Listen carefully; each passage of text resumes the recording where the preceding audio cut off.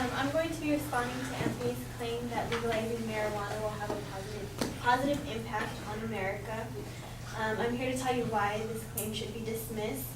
His secondary claims are: one, legalizing marijuana will save tax dollars.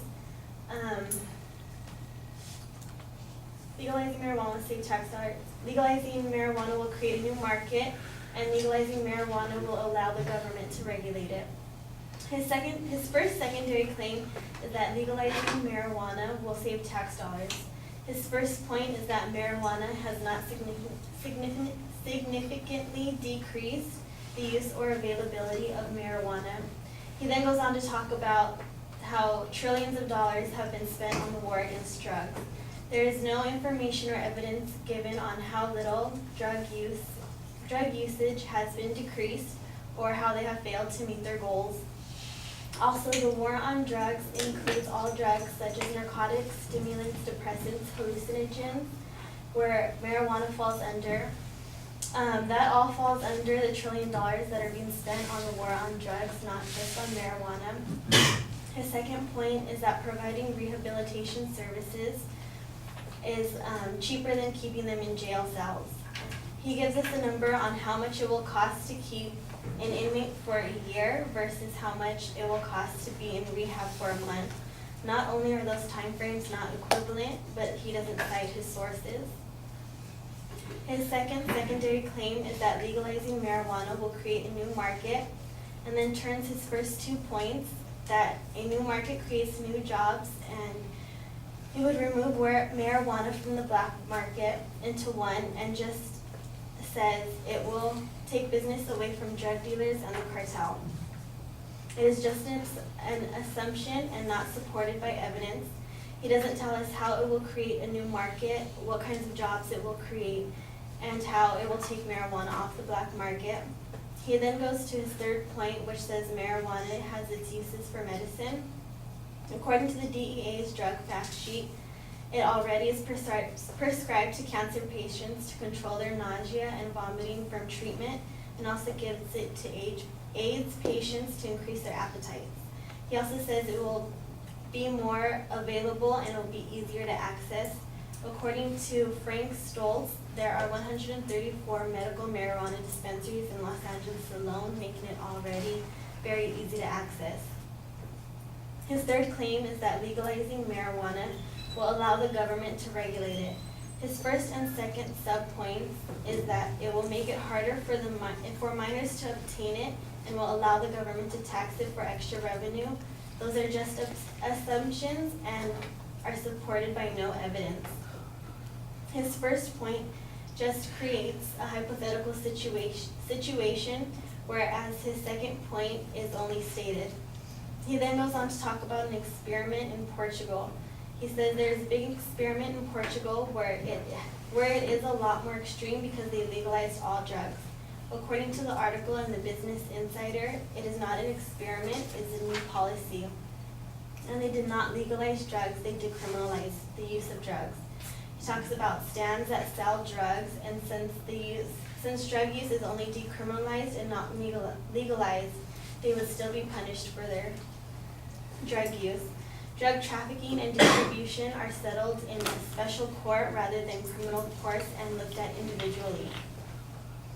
Then he went on to say that their drug usage did not increase significantly, which goes against why marijuana should be legalized. And it should be legalized. And even so, Portugal's drug use has decreased and is now one of the lowest. His third point is that legalizing marijuana will free up police for more important crimes. This has no relevance to the second claim that government will be able to regulate marijuana. In his sources cited, he gives no URLs or annotations, so I wasn't sure which information came from where. And 3 of his citations didn't give enough information but what the article was called. This is why you should dismiss Anthony's claim that legalizing marijuana will have a positive impact on America.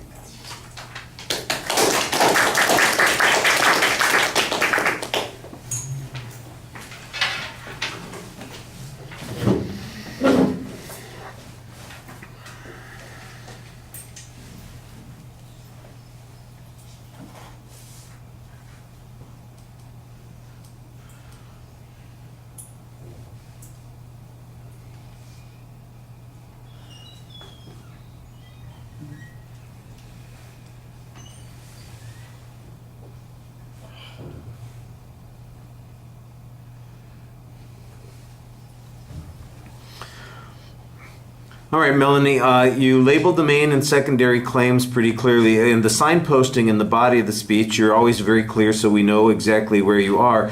One of the things that I think is a little bit problematic is you spend a lot of time summarizing and reminding us of the argument that the advocate said without providing any counterclaims on any of those points.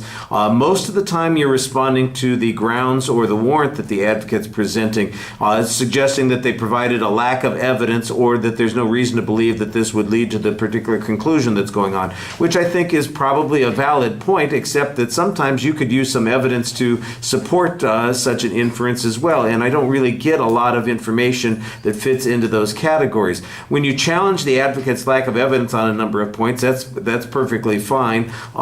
You can point out that there was no statistical information that showed this. I think it's a little bit better when you point out those, what kind of evidence would have been useful and that they didn't have any of that type of evidence, rather than just saying they had no evidence on that particular point.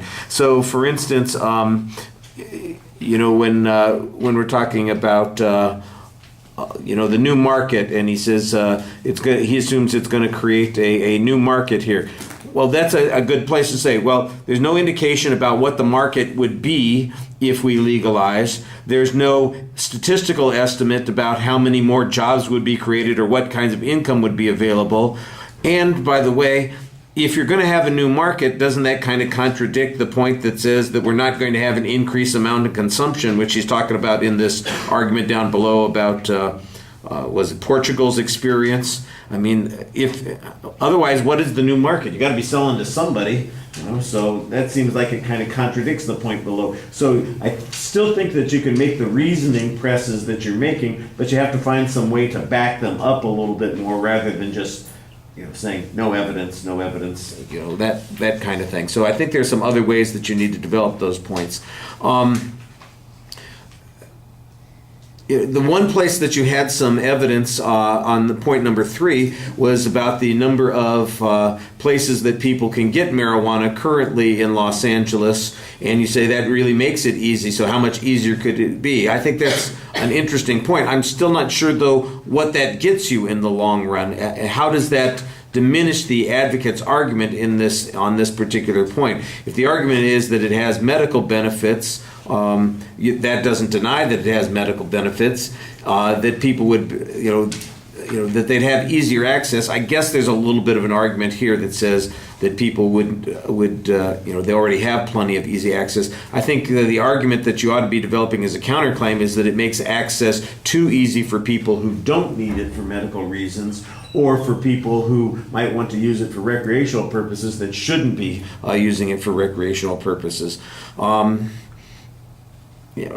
then it's the same kind of issue on all the subsequent points as well. I think you did a good job listing what those claims were. I think your summaries of the advocate's points need to be a little bit sharper. I think you could use some additional evidence on your own to respond to those points.